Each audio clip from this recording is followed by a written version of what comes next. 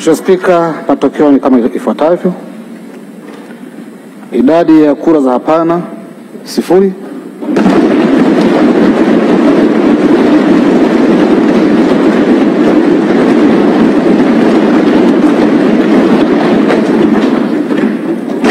Kura zilizoharibika 2.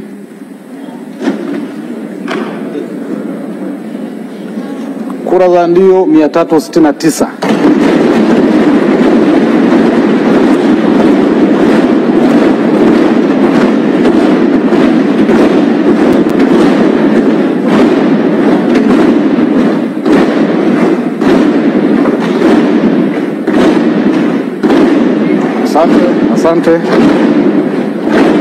Asante. Na hii inafanya idadi ya kura zote zilizopigwa kuwa 371. Hivyo Mheshimiwa Daktari Mwigulu Lameck Nchemba amethibitishwa na Bunge kuwa waziri mkuu kwa jumla ya kura 369.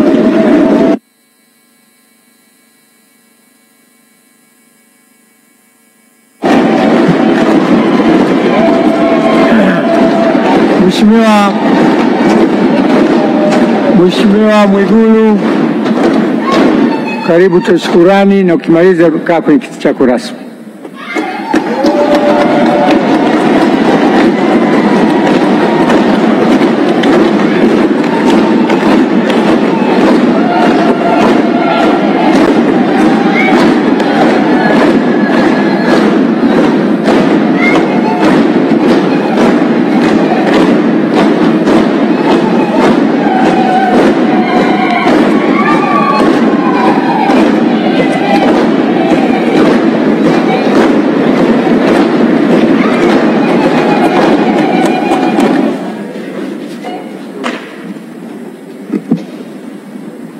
Mheshimiwa Spika,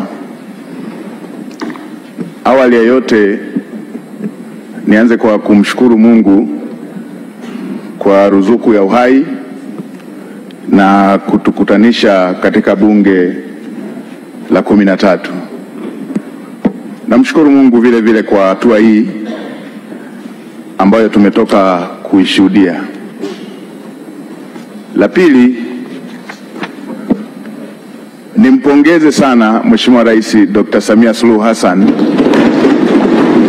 kwa kuchaguliwa kwa kishindo na Watanzania.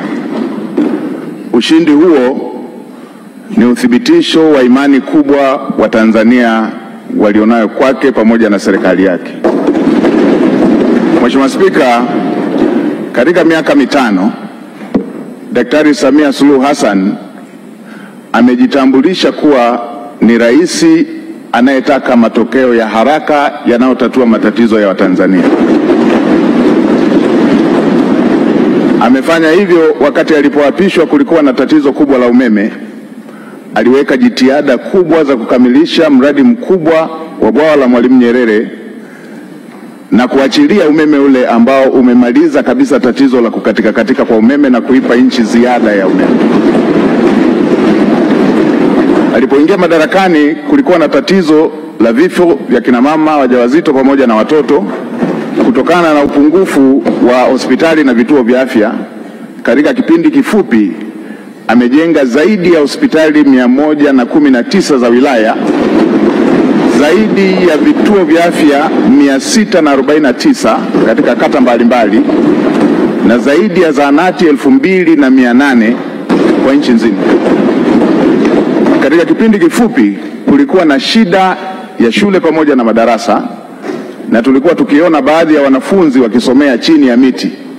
Katika kipindi kifupi amejenga shule mpya zaidi ya 2700 za msingi na amejenga zaidi ya shule 1300 za sekondari na madarasa zaidi ya 1097. Hivyo katika sekta zingine ikiwemo kununua CT scan hospitali zote za mikoa, MRI kwenye hospitali zote za kanda, pamoja na kununua mitambo ya kuchimbia maji kwenye kila mkoa na kila ukanda. Hiki ndicho kilichowafanya Watanzania wamchague kwa wingi na nimetaja tu kwa uchache. Mheshimiwa Spika, nitumie fursa hii kumshukuru sana Mheshimiwa Rais kwa imani hii kubwa.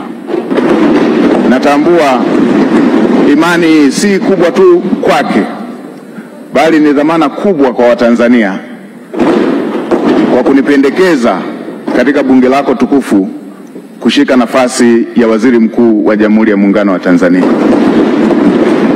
Natambua uzito wa majukumu haya pamoja na matarajio yake pamoja na matarajio ya Watanzania.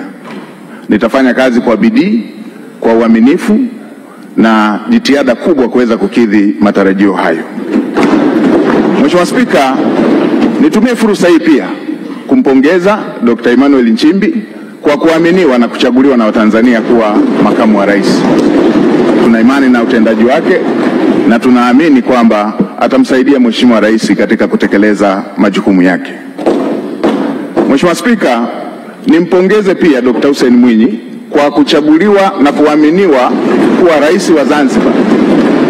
Ushindi wake ni ishara na uthibitisho wa kazi kubwa alizofanya za kuwaletea maendeleo wa Zanzibari. Namtakia kila laheri katika utumishi wake mpya. Mheshimiwa Spika, nitumie fursa hii kumpongeza mwanasheria mkuu wa serikali. Mwanasheria mkuu wa serikali ndugu yangu Hamza Johari amekuwa kiungo muhimu na amekuwa akisaidia sana majukumu yanayohusu sheria kama custodian wa masuala ya sheria wa serikali. Mheshimiwa Spika, nitumie fursa hii kukupongeza wewe mwenyewe kwa kuchaguliwa kwa kishindo kuwa spika wa Bunge la Jamhuri ya Muungano wa Tanzania, bunge la 13. Natambua nia yako thabiti ya kulifanya bunge la 13 kuwa bunge la Watanzania. Niahidi kwa niaba ya serikali tutatoa ushirikiano wa dhati kuweza kuhakikisha kwamba unatimiza malengo yako hayo ya kulifanya bunge la 13 kuwa bunge la Watanzania. Mheshimiwa Spika, nitumie fursa hii pia kumpongeza Dr. Philip Mpango, makamu wa rais mstaafu, kwa kazi kubwa aliyoifanya ya kumsaidia Mheshimiwa Rais. Tutamkumbuka kwa unyenyekevu wake, kwa maono yake na usaidizi wake uliojaa utii. Dr. Mpango amefanya kazi yake kwa uthabiti mkubwa. Nitumie fursa hii pia kumpongeza Mheshimiwa Kassim Majaliwa, waziri mkuu mstaafu.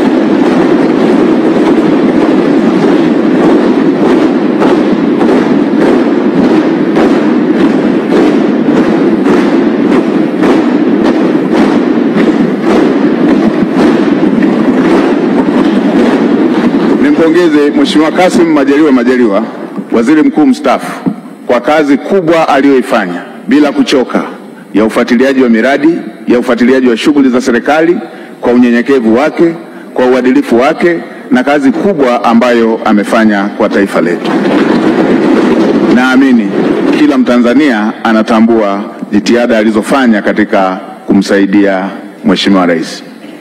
Mheshimiwa Spika, baada ya maneno hayo ya utangulizi, niruhusu niseme nawashukuru sana waheshimiwa wabunge kwa imani hii kubwa mliofanya ya kuthibitisha jina langu. Asanteni sana.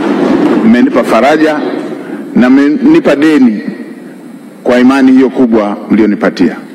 Niwaahidi tutashirikiana nanyi, serikali itashirikiana nanyi, itapokea maoni yenu, itapokea hoja zenu, tutawasikiliza. Na Mheshimiwa Spika, niseme tutawasikiliza bila ubaguzi, hata walio wachache watakuwa na fursa sawa, kwa sababu bunge lako ni bunge moja. Mheshimiwa Spika, baada ya maneno hayo ya utangulizi, niseme tu tuko na kazi kubwa mbele yetu. Natambua ukubwa wa kazi iliyo mbele yetu. Kazi kubwa kwa nafasi niliyopewa, lakini kazi kubwa ya serikali, lakini kazi kubwa kwa Watanzania wote. Mheshimiwa Spika, nchi yetu chini ya uongozi wa Dr. Samia Suluhu Hassan hivi majuzi ilitunga dira mpya ya 2025-2050, na Awamu ya pili ya serikali ya awamu ya sita ndio itakuwa awamu ya kwanza ya kutekeleza dira mpya. Na Mheshimiwa Spika, unatambua kwenye mbio za vijiti za kupokezana, mwanzishaji wa mbio hizo kipande cha kwanza asipokimbia kwa mbio ndefu kwa spidi kubwa, hata wale watakaokuwa wanampokea watakuwa tayari wamechelewa. Sasa serikali ya awamu ya sita kwa awamu ya pili ndio inaanzisha utekelezaji wa dira ya 2025-2050. Mheshimiwa Spika, dira hiyo imebeba matarajio na matumaini makubwa ya Watanzania. Dira hiyo imebeba matumaini makubwa ya vijana ambao ndio hasa walengwa wa dira hiyo. Mheshimiwa Spika, tuna kazi kubwa ya kuanza vizuri kwenye utekelezaji wa dira hiyo, huku tukimalizia viporo vilivyokuwa havijakamilika kwenye dira ya 2025. Mheshimiwa Spika, natambua pia ilani ya uchaguzi ya CCM ambayo imejumuisha masuala yote ambayo ni kero kwa Watanzania katika maeneo mbalimbali. Na nilikuwa nafuatilia hata kampeni za uchaguzi, na ninyi waheshimiwa wabunge, kila eneo mlikuwa mkijiaziliza yale ambayo yapo kwenye ilani ambayo ni mahitaji ya Watanzania katika maeneo yenu. Ilani hiyo imebeba matumaini makubwa ya Tanzania, na hasa kwa kuzingatia kwamba Dr. Samia Suluhu Hassan amejitambulisha kuwa ni rais wa matokeo, rais wa matokeo ya haraka, rais anayetatua matatizo ya Tanzania. Kwenye maeneo ambayo amepokea vijiji vikiwa havijapata umeme, ndani ya muda mfupi alimalizia vijiji vyote vikapata umeme. Watanzania wanatarajia takriban vitongoji 28,000 ambavyo havijapata umeme sasa vikapata umeme. Hayo ni mambo makubwa ambayo yanasubiriwa na Watanzania katika kipindi hiki kinachofuata. Si hivyo tu, Mheshimiwa Rais ametoa ahadi kupitia ilani ya uchaguzi kushughulikia tatizo la ajira kwa vijana, takriban kutengeneza ajira zisizopungua milioni 8 kwa ajili ya vijana wa Kitanzania. Hii ni kazi kubwa ambayo tutafanyia uratibu, usimamizi kuweza kuhakikisha kwamba ndoto ya Mheshimiwa Rais ya Watanzania wa vijana wetu kupata ajira inatimia. Tutaratibu mpango mkakati ndani ya serikali na kushirikisha sekta binafsi kuweza kuhakikisha kwamba dira hiyo ya Mheshimiwa Rais ya kutengeneza ajira zisizopungua milioni 8 inakwenda kutimia. Mheshimiwa Spika, pamoja na Tanzania kuwa nchi tajiri, bado tuna asilimia isiyopungua 8 ya Watanzania, asilimia 8 ya Watanzania wanaoishi katika umaskini wa kupindukia.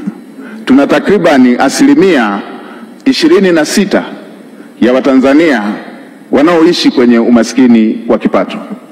Niwakumbushe Watanzania, mimi umaskini wa Watanzania sijausoma kwenye kitabu, nimeuishi. Na Mheshimiwa Spika, katika maisha yangu haya, katika umri wangu huu, miaka takribani 32 nimeishi katika maisha hayo ya umaskini. Nimeishi katika maisha ambayo, kwa wale wanaokumbuka, kule vijijini mama zetu, dada zetu wakivaa gauni huwa wanajifunga nguo kiunoni. Ile nguo anayojifunga dada yangu, ile nguo anayojifunga shemeji yangu ndio ilikuwa nguo yangu ya kujifunika. Kwa hiyo kabla hajamaliza shughuli zake za kila siku, silali mpaka akalale ili nipate shuka ya kujifunika. Na asubuhi kabla hajaanza kazi lazima niamke ili ile nguo niliyojifunika ndio yeye iwe nguo ya kujifunga ili aweze kuanza majukumu yake. Ninatambua mazingira ya kulala, unaenda kuchunga, ukirudi nyumba nzima inavuja, na utakapolala inabidi ujifunike ile ngozi ili matone yale yanayoendelea kuvuja angalau yatue kwenye ngozi. Na yatambua maisha hayo. Natambua mnaenda kula pamoja na watoto wote rika mbalimbali, mko takriban 20 kwenye chungu kimoja cha mboga, chungu kimoja cha sahani moja ya ugali, inabidi utangulize kuanza kula ugali mwingine bila mboga, kwa sababu ukisubiria mikono ya kwenye mboga iishe ndio na chakula kitakuwa kimeisha. Na natambua matatizo haya ya ajira ambayo Mheshimiwa Rais anayaongelea. Natambua maumivu ya kusoma kwa shida na ukasubiria ajira ukiwa umekosa. Natambua dira hiyo ambayo Mheshimiwa Rais anataka awapatie vijana takriban milioni 8 ajira. Natambua maumivu yake. Nilipomaliza chuo nimefanya kazi ya kubeba zege kwenye kiwanda cha matofali ili upate kipato cha siku, na mke wangu akiwa anapika mamalishe, na wakati mwingine wakati anawagawia wabeba zege wenzangu wengine walikuwa wanatoa maneno makali. Natambua adha hiyo. Niwahakikishie Watanzania hasa wa mazingira ya chini watasikilizwa kwenye kila ofisi ya umma.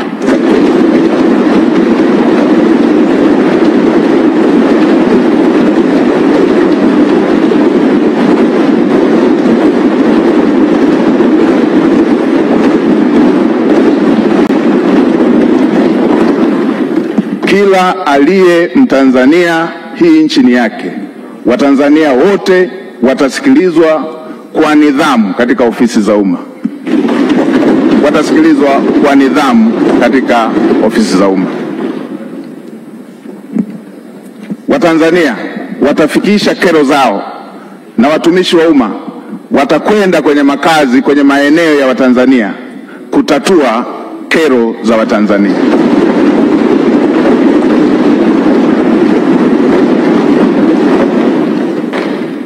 Ukiondoa miaka 32 hiyo niliyoielezea, miaka takriban 18 maisha yangu yamezungukwa na wahitaji kuliko walioridhika.